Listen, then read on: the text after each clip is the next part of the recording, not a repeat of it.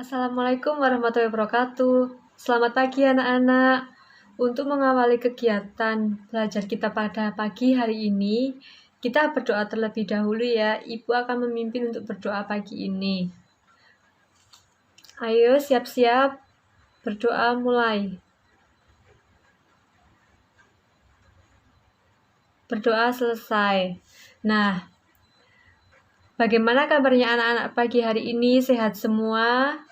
Alhamdulillah, tetap jaga kesehatan ya anak-anak.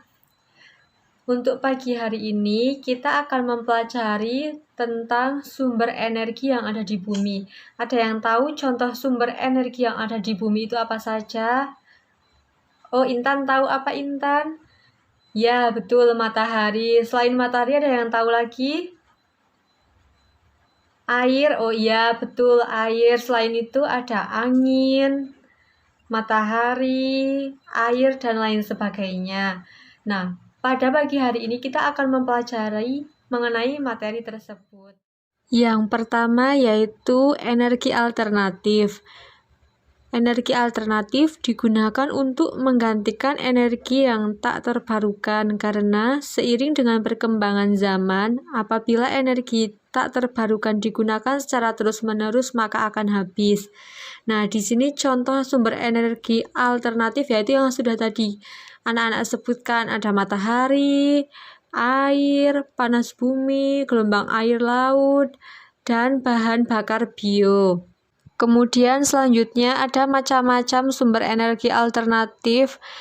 Yang pertama yaitu energi biomasa. Energi biomasa meningkatkan efisiensi energi secara keseluruhan karena kandungan energi yang terdapat pada limbah cukup besar dan jika tidak dimanfaatkan akan terbuang sia-sia seperti kotoran hewan maupun sisa-sisa dari tanaman-tanaman yang sudah busuk. Itu bisa digunakan sebagai sumber energi alternatif.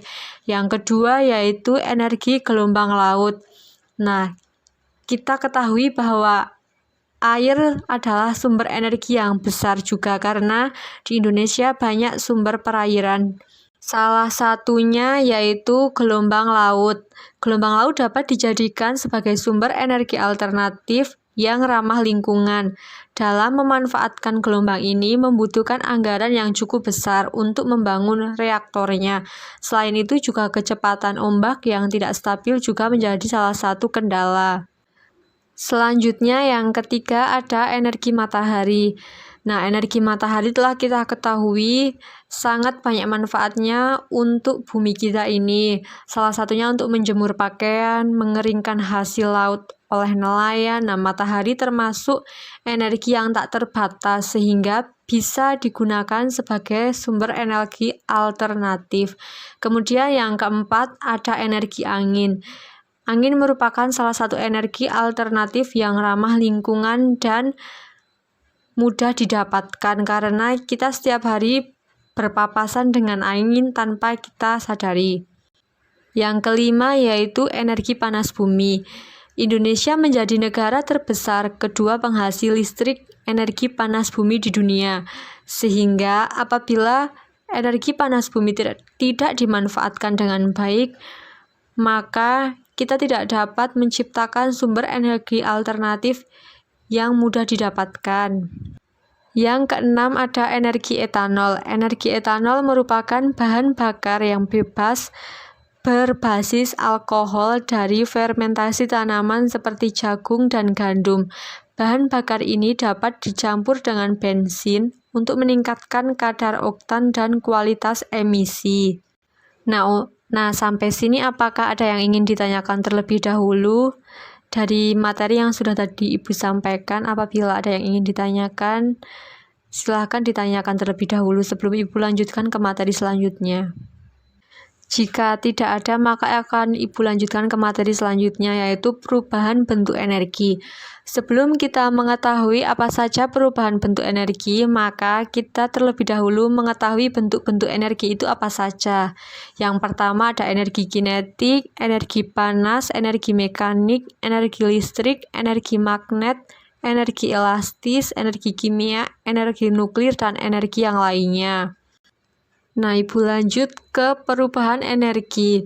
Yang pertama yaitu ada perubahan energi kimia menjadi energi listrik. Contohnya yaitu pada aki yang sedang digunakan di motor. Aki tersebut akan mengalami panas dari mesin motor sehingga menimbulkan energi listrik. Yang kedua, ada perubahan energi listrik menjadi energi kimia. Contohnya pada waktu menyetrum aki motor atau mobil. Contoh yang lainnya yaitu pelapisan logam oleh logam lainnya atau penyepuhan. Yang ketiga ada perubahan energi gerak menjadi energi listrik. Contohnya penggaris mika yang digesekkan di rambut. Nah, pasti ini biasanya anak-anak suka mencoba menggunakan penggaris digosok-gosokkan ke rambut, maka rambut akan menempel pada penggaris tersebut. Selain itu ada penggunaan dinamo sepeda. Selanjutnya penggunaan generator dan pemanfaatan kincir angin. Sampai sini apakah ada yang ingin ditanyakan kembali? Jika tidak ada akan Ibu lanjutkan. Yang keempat yaitu perubahan bentuk energi listrik menjadi energi kinetik. Contohnya pada saat kita menggunakan blender untuk membuat jus ataupun untuk memblender bumbu-bumbu. Selanjutnya yaitu penggunaan kipas angin listrik dan penggunaan mesin cuci. Yang kelima ada perubahan energi listrik menjadi energi bunyi. Contohnya radio, penggunaan bel rumah, televisi saat ditonton, dan pengeras suara di masjid. Selanjutnya yaitu pemanfaatan sumber daya alam untuk lingkungan sekitar. Sumber daya alam yang sangat melimpah di Indonesia ini tentu banyak manfaatnya dalam kehidupan kita sehari-hari. Salah satunya yaitu sebagai energi pembangkit listrik yang sangat dibutuhkan oleh masyarakat menggunakan bahan bakar minyak bumi ataupun menggunakan energi matahari. Sumber daya alam akan dikonversi menjadi energi listrik. Dan manfaat sumber daya alam yang sangat penting ialah sebagai pemenuh kebutuhan pangan manusia dan juga hewan.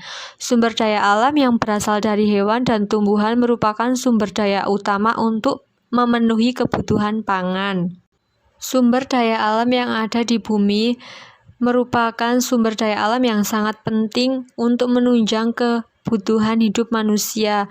Selain itu juga difungsikan untuk menjaga keseimbangan alam dan juga untuk kelestarian bumi. Salah satunya yaitu oksigen. Oksigen yang merupakan unsur penting sebagai makhluk hidup banyak dihasilkan dari pepohonan atau tanaman. Maka sebagai salah satu sumber daya alam yang dapat diperbarui, pepohonan dan juga termasuk oksigennya sangat penting dan sangat diharuskan dijaga keberadaannya, sehingga salah satu contoh kita untuk menjaga kondisi oksigen di bumi ini tetap sehat yaitu dengan mengurangi pemakaian kendaraan bermotor. Selanjutnya yaitu macam-macam sumber daya alam. Ada dua macam berdasarkan sifatnya, yaitu sumber daya alam yang dapat diperbarui dan tidak dapat diperbarui.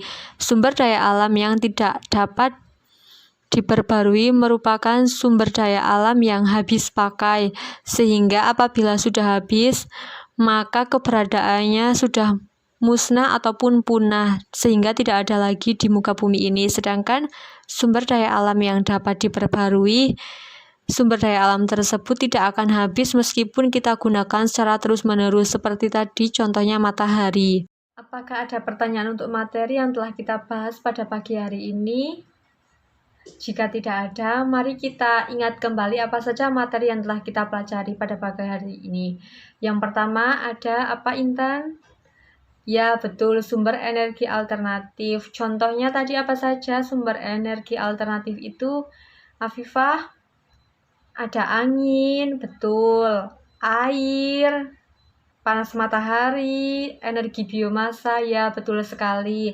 Nah, tadi kita juga telah mempelajari sumber energi, ada yang sumber energi, perubahan sumber energi kinetik, energi, apalagi ayo tadi, selain sumber energi kinetik, ya perubahan dari bentuk energi itu sendiri. Ya, betul sekali. Nah, untuk tugas minggu depan, kalian di rumah bisa mengamati contoh-contoh sumber energi yang ada di sekitar. Contohnya panas matahari yang masuk ke rumah, ataupun panas matahari yang digunakan oleh warga sekitar untuk menjemur pakaian. Kemudian kalian menuliskan laporan dan pada minggu depan dikumpulkan di Google Classroom. Untuk mengakhiri pembelajaran kita pada pagi hari ini, kita berdoa terlebih dahulu. Berdoa mulai. Berdoa selesai. Ibu cukupkan untuk pembelajaran pagi hari ini. Apabila ada kesalahan Ibu, mohon maaf. Wassalamualaikum warahmatullahi wabarakatuh.